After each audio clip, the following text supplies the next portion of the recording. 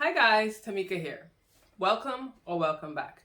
In today's video, we're going to be discussing the second part of our Back to Basics series, which is Superbills. In this video, I'll be discussing what a Superbill is, what it's used for, and what I learned after 10 plus years of doing billing, what other people use Superbills for. So if you're interested in that, then please keep watching.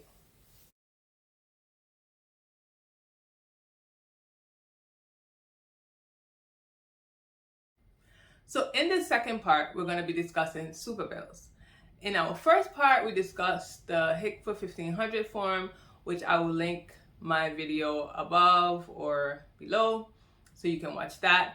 But this part, we're going to be discussing Superbills, which is another part of the medical billing process, or it's kind of like the basics, one of the basics for medical billing. So I'll let you know what a Superbill is according to how I use it, because from what I've learned, doing a little research, other providers use it a little bit differently, or other people may use it a little bit differently. So we're gonna research and go into that. So the definition of a Superbill is an itemized form used by healthcare providers in the United States which details services provided to the patient. It is the main data source for creation of a healthcare claim, which will be submitted to payers for reimbursement. Now, that is specifically how I have always used it. I've been doing billing for close to 15 years, over 10 plus years, and I have always used it in that way.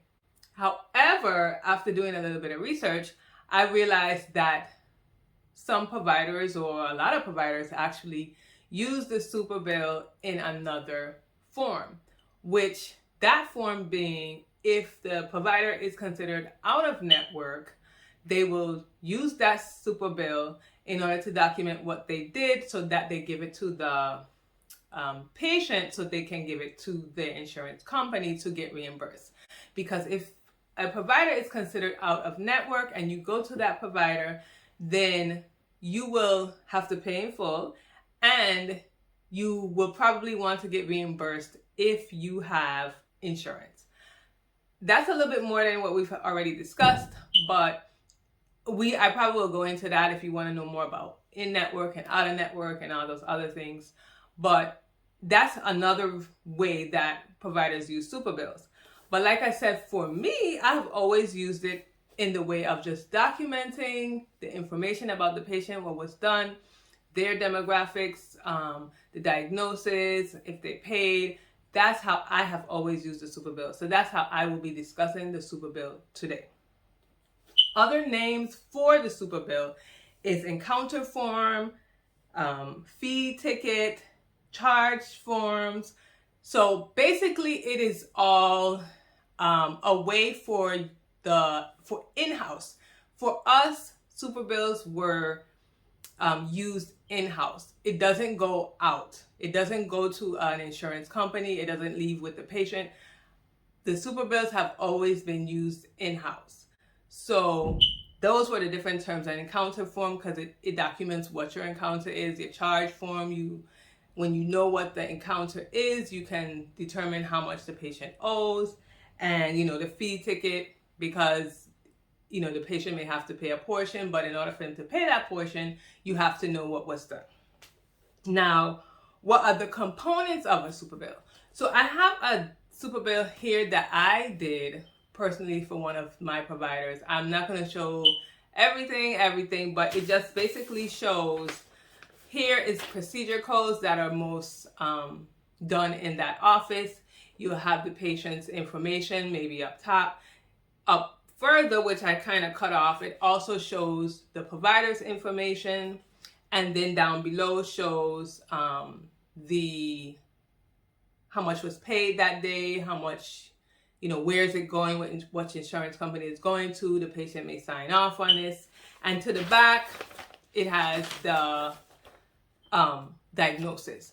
So pretty much a Superbill will have the doctor's information, the patient's information, as like demographics, and then it will have procedure codes. So most likely the Superbill for each provider's office will not look the same, because different providers do different things, and even if you are of the same specialty, you may do, you know, more of one thing, so that's what you keep on there. Just because you have something on your Superbill or you don't have something on the Superbill does not mean you can't do it. You might have to write it on afterwards, but you try to write on your Superbill things that you do the most.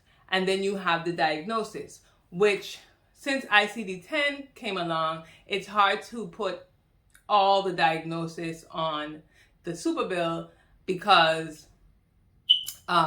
it's too many diagnoses. For ICD-9, it was a little bit easier to put the diagnosis codes on the forms because it wasn't as many, but now it's so many. So most likely, or most of the time, people don't put the ICD-10 codes unless you use like specific ones that you use all the time.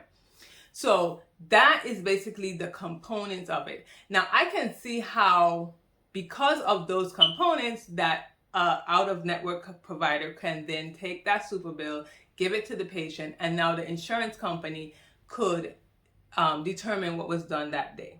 So I can understand how it can be used in that way. But it was really funny because it threw me off, because I've never knew it was used in that way. I always knew a Superbill to be used in-house and in-house only. So is there a difference between a Superbill and the HCFA claim form, which is what we discussed in our last video? Is there a difference between the two? And there is.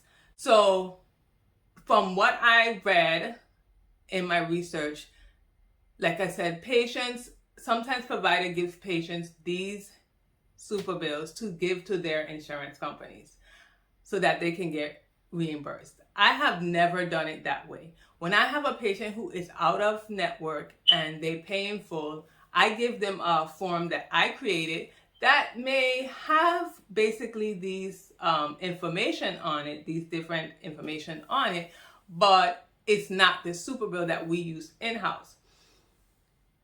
Some people, like I've learned, they do give their patients the Superbill and give it to them so that they can be reimbursed. But a HCFA 1500 form is a completely different form than the Superbill. So a HCFA form is a claim form, and that has on the information how the insurance companies want them coming from a provider. When a patient is given a Superbill, they sometimes allow patients to give them different forms or not necessarily different information, but different forms than they would a provider. So the providers have to keep their forms in sync. We cannot send in a Superbill for a patient's encounter and expect to get paid. We are expected to send in the claim forms in order to get paid, and that should be universal. So basically a HCFA form and a Superbill is not the same. Now, as far as the Superbills are concerned, like I stated, they are not the same. If you go to this one provider's office, it may look one way. If you go to another provider's office, it may look a completely different way, but they usually all have on the basic information, which is like I said, the practice or the doctor's information, which may include their address, telephone numbers, NPIs, tax ID numbers. Then you have the patient's information, which may be their names, their address, their date of birth. Then you'll have the date, so you can know the date of service. You'll have procedure codes, you'll have diagnosis codes, and then you may have a spot for the patient to sign and how much they paid, how much is due, stuff like that. So all in all, that's what a Superbill is. I hope I explained it well. If you do have any questions and you're still a little, off about what it is, please leave the questions below. And I would like to know, how do you use a Superbill, or how do you even use the term Superbill? Because like I stated, I realized that people use the Superbill in different ways, And my question is, when you hear the term Superbill, do you feel like it's a bill that is exuberant, one that you that's charging you so much money and they're overcharging you? Because there was a time that a provider stated that he feels that patients think that when you hear the word Superbill, that means that you're really charging them a whole lot of money. So what do you think? Is that, a concern? Do you think that the term Superbill should be used? Maybe it should be changed, or even explained to the patient so that they don't think that you're overcharging them. I hope this video was helpful. If you have any questions, leave them below. I do videos on Saturdays, and I hope to see you again. Please like, subscribe, and I'll see you in my next video. Thank you for watching.